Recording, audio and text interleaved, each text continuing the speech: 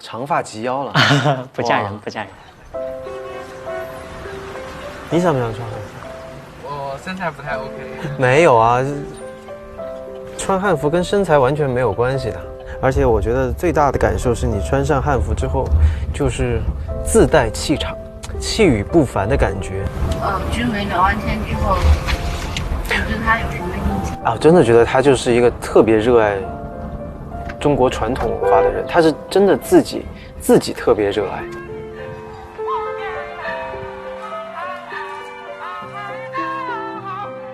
然后我问他嘛，我说就是如果说你喜欢穿汉服的话，必须要去了解中国的这些古代的礼仪吗？他说是他自己愿意去了解的。羡慕他的长发哦。我很羡慕，我很羡慕，真的。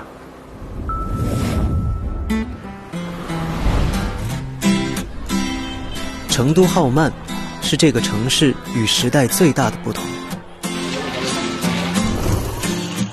街头随处可见的汉服身影，将成都变成了一个古今相接的入口。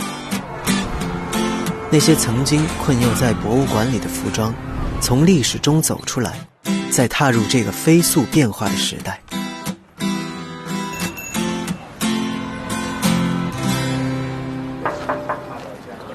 哇，你好！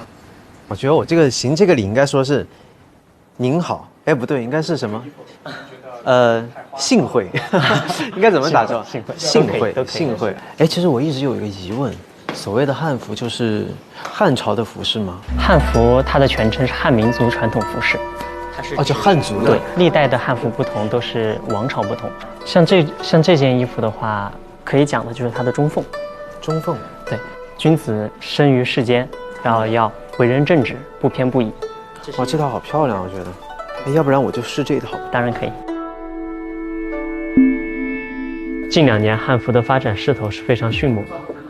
09年的时候，汉服的登记过的会员大约有50万左右，而今年的话，不完全统计就300万左右。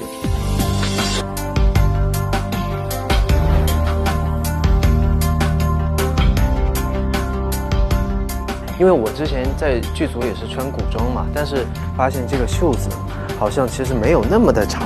汉服的袖型还有一个比较基本的就是回肘和回腕，从这儿回腕，或者从这里回肘，随着那个场合的庄严程度来决定。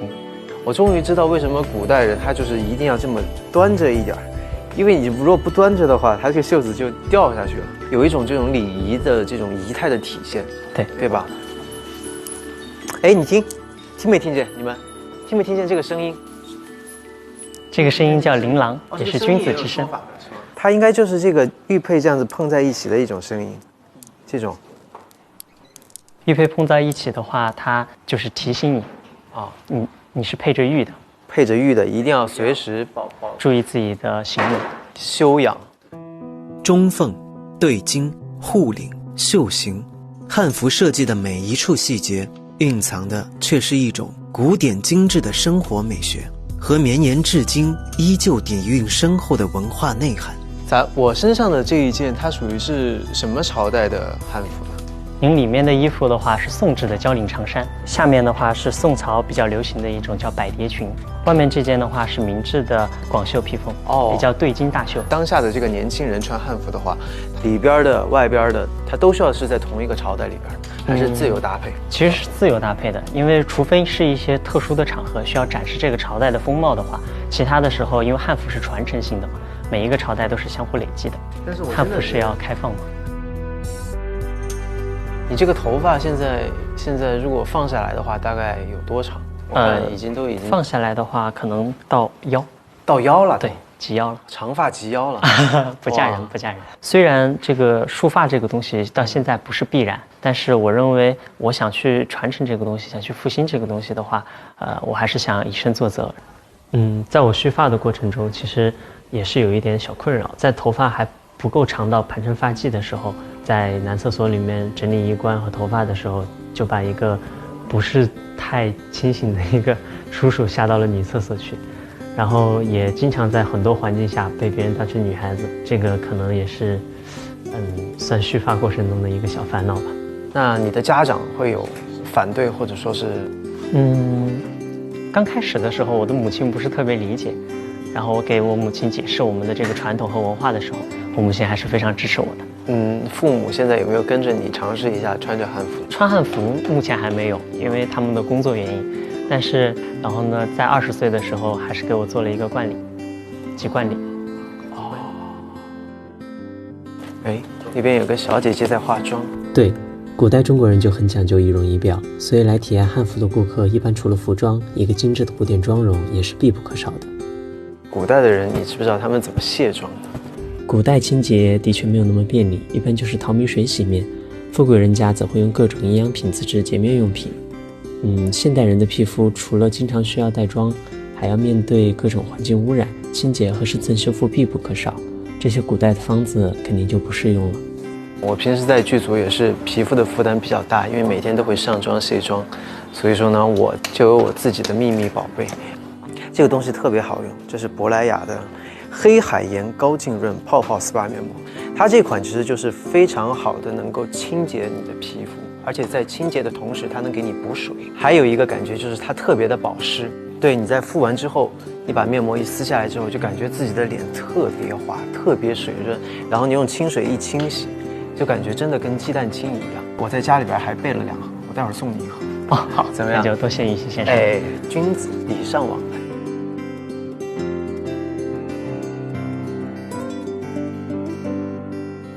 所以，古代人茶有没有敬茶之礼？会不会说他的握的干？不会，那是酒。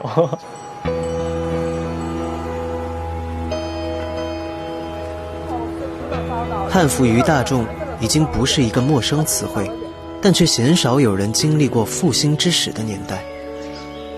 在成都，有一位见证了汉服复兴10余年历程的前辈，或许从他这里能了解为什么汉服重新成为了年轻人的选择。李老师好。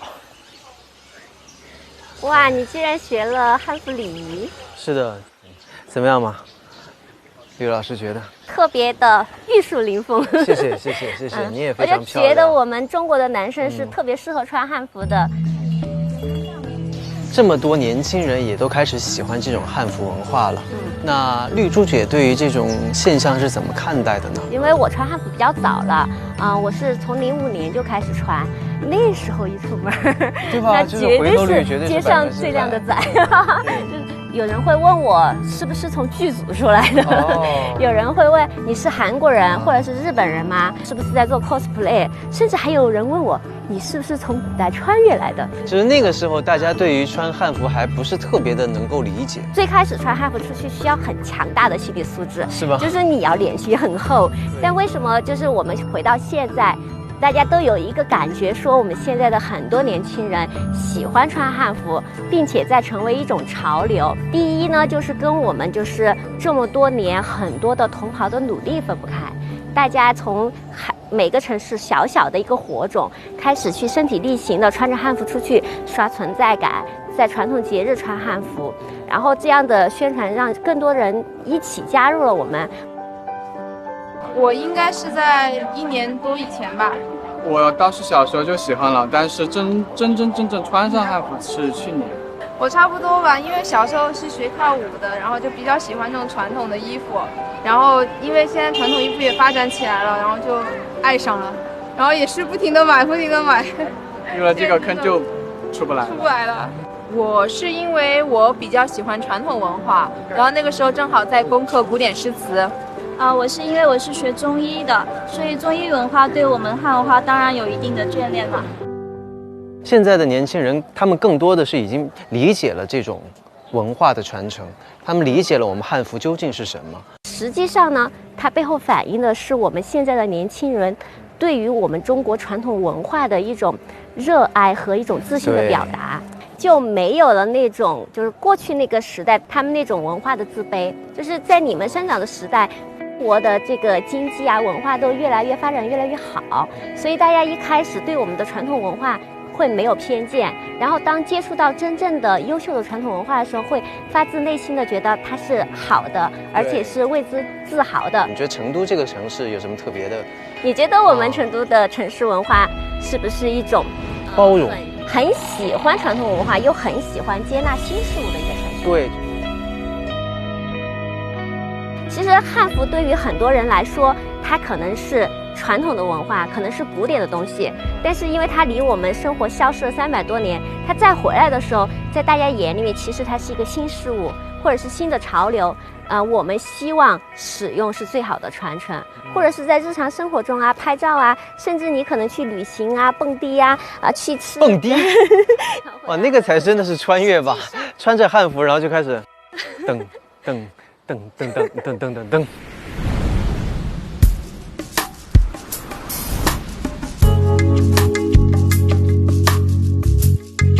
汉服，只有真正穿上身的那一刻，才能从一个抽象概念变成切身感受。这么说来，你喜欢汉服已经很久了，大概是从什么时候开始的？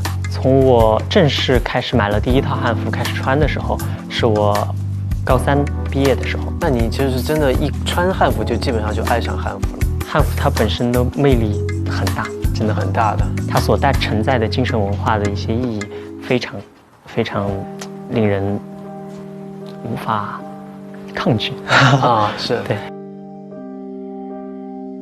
还有呢，就是大家要转变一下思路，我们是希望汉服成为新的潮流，而不是摆在博物馆的这么一个老古董的东西。因为我觉得其实现在真的是更多的年轻人已经开始喜欢我们的传统文化，这就是一个好的现象吧。我觉得将来会更好。让传统文化重回时代，是人们对千古华夏文化的再发现。无论时代浪潮涌向何方，唯有使用才是对传统最好的传承。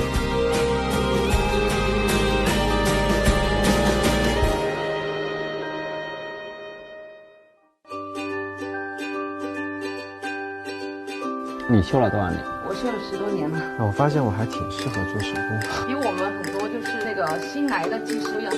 云溪，你别走了，还是在这儿留下来。传统它是我们的一个文化宝库了，有了这样的新的语言之后呢，他们更愿意去接纳传统的文化。然后我今天安排了任务啊，就是我来设计。对啊，我已经对。您要给我打一个分，你要打多少？